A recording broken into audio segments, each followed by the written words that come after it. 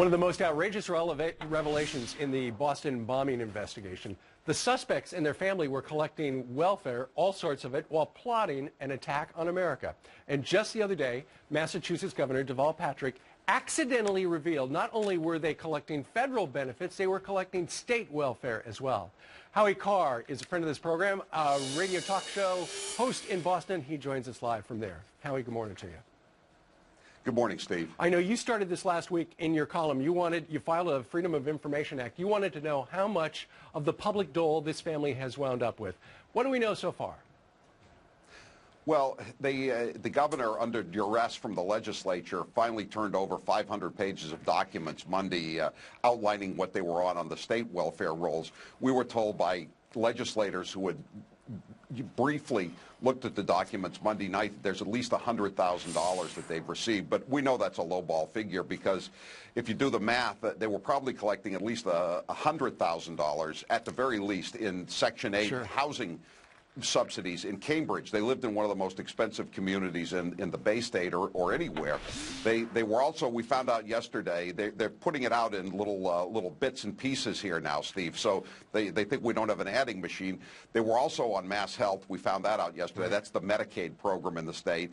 The older terrorist got $5,500 in various scholarships and even Pell Grants to go to two local Bay State community colleges.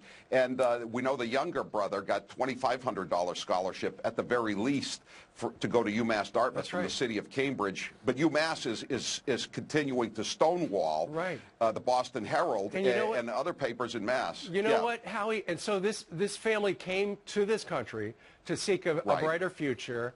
Of course, they all turned against us, but nonetheless, we invested over $100,000 in that family. And how do those brothers repay us? By trying to kill as many of us as they possibly can. Well, Steve, it's worse than that. To get into the country and become immediately eligible for welfare, they had to seek political asylum. They came in as political refugees. That makes you eligible for welfare immediately. But the fact is that they claimed they were being persecuted in Russia, yet we know now that they were flying back and forth to Russia like they were catching a subway car into the city of Boston. The older terrorists last year spent 6 months in Russia, maybe being trained as a terrorist, attending radical mosques, etc. And we believe at this point, they haven't confirmed it yet, that he was getting his EBT card, his welfare card, replenished every month with taxpayer funds. Howie, has the governor been protecting the information about this family, and why? Yes. He has this. He just has this policy. He doesn't want to crack down on welfare recipients. It's odd that at the same time his UMass administration won't give us the records on the scholarships for the younger terrorists. He's leaking the grades of the younger terrorists to the New York Times. But we've got a pattern here. You have a chyron up, he won't enforce the EBT laws. There was a crackdown last year by the legislature in the wake of multiple fraud reports. So he signed it saying, no booze, no tobacco, no lottery tickets with your EBT card. He said, I'll sign it, but I won't enforce it. He couldn't get a bill through the legislature to give in-state tuition to illegal aliens, basically free tuition since they don't report any income.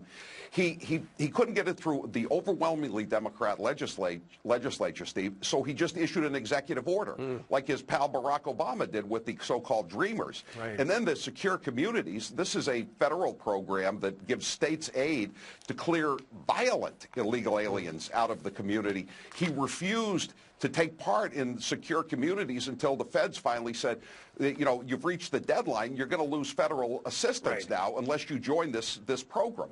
He just has no interest in clearing these people out of our state. Well, eventually, Howie, I think we're going to find out exactly how much that family got, and I got a feeling it's going to be a very big number. Howie Carr joining us today from Boston. Sir, thank you very much.